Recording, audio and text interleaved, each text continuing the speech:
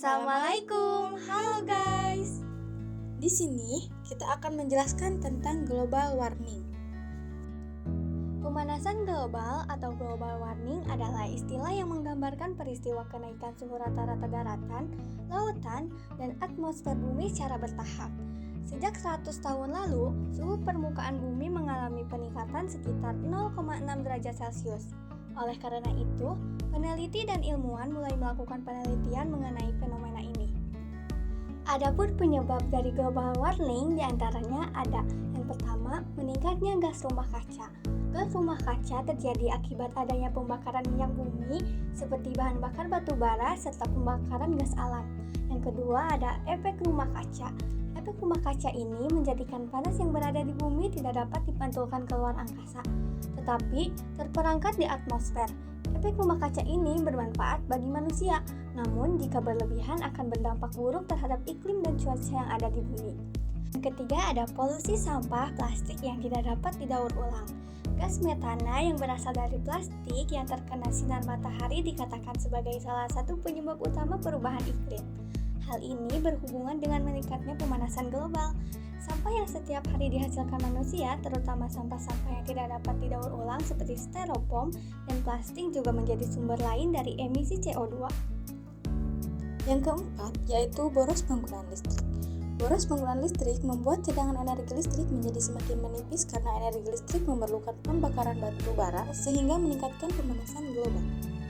Yang kelima yaitu polusi udara akibat asap industri pabrik. Industri pabrik menyebabkan banyaknya asap yang dihasilkan dan dapat mengakibatkan polusi udara yang akan membuat lingkungan tercemar dan terjadinya pemanasan global. Yang keenam yaitu penebangan pohon, kerusakan, dan pembakaran hutan.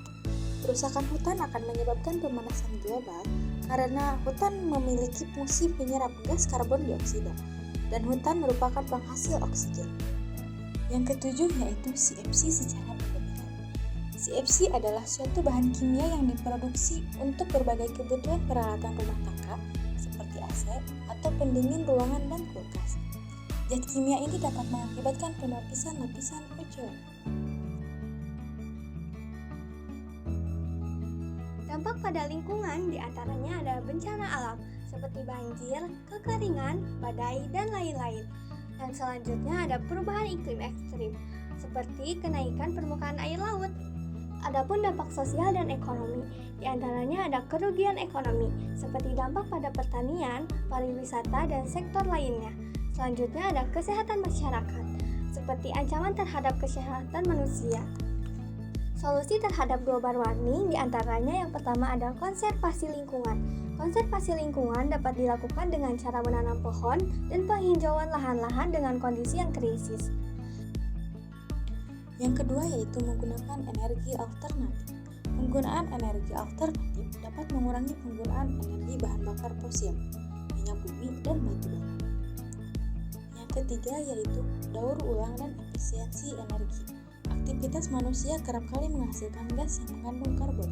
Contohnya, penggunaan kompor minyak, asap yang mengandung gas karbon dihasilkan oleh kompor minyak tanah naik ke udara.